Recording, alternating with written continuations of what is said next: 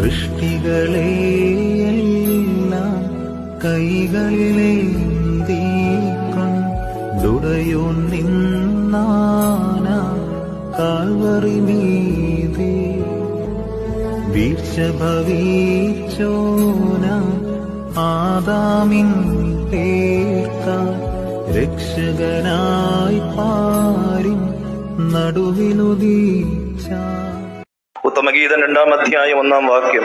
എന്റെ പ്രിയൻ ശാരോനിലെ പനിനീർ പോലെയും മുള്ളുകളുടെ ഇടയിലെ താമരം പോലെയും ഇരിക്കുന്നു. നമ്മുടെ കർത്താവ് എങ്ങനെയാണ് ഇരിക്കുന്നത്? AC റൂമിലൊന്നുമല്ല. കർത്താവ് ഇരിക്കുന്നത്, എന്റെ പ്രിയൻ മുള്ളുകളുടെ ഇടയിലെ താമര പോലെയും ശാരോനിലെ പനിനീർ പോലെയും. കർത്താവ് മുള്ളുകളുടെ മധ്യത്തിൽ നിലനിൽക്കുകയാണ്. നമ്മുടെ ജീവിതമെല്ലാം അങ്ങനെയാണ്. ഒത്തിരി പ്രയാസങ്ങളിലൂടെ കടന്നു പോകുമ്പോൾ ഈ വിശുദ്ധന്മാരുടെ ആ ദൃഷ്ടാന്തം നമ്മുടെ മനസ്സിലുണ്ടാകട്ടെ. ദൈവത്തിൽ നകർന്നു പോകാതെ മുന്നോട്ട് പോകാൻ സാധിക്കും. രണ്ടാമത്, സഹനത്തിന് മാതൃകയാക്കാനായിട്ട് പറയും. ത്യാഗങ്ങൾ, സഹനങ്ങൾ.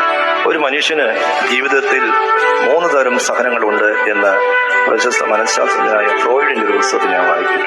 നമുക്ക് 3 അല്ല, അതിൽ ഒത്തിരി ഉണ്ടാവും. 1, ശരീരം നമുക്കുണ്ടാകുന്ന സംഘർഷങ്ങൾ.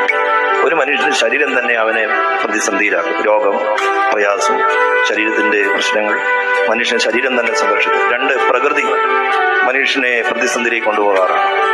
3, സോഷ്യൽ സിസ്റ്റം. നമ്മൾ ജീവിക്കുന്ന സാമൂഹ്യ പശ്ചാത്തലങ്ങൾ നമ്മളെ ഒത്തിരി സംഘർഷത്തിലേക്ക് കൊണ്ടുവരും. അതിൽ കൂടെ ഒത്തിരി പ്രശ്നങ്ങളോട് നാം കടന്നു പോകും. ഈ പ്രശ്നങ്ങളിലെല്ലാം നമ്മൾ ദൈവത്തോട് ചേർന്ന് നിൽക്കാനായിട്ട് സാധിക്കട്ടെ.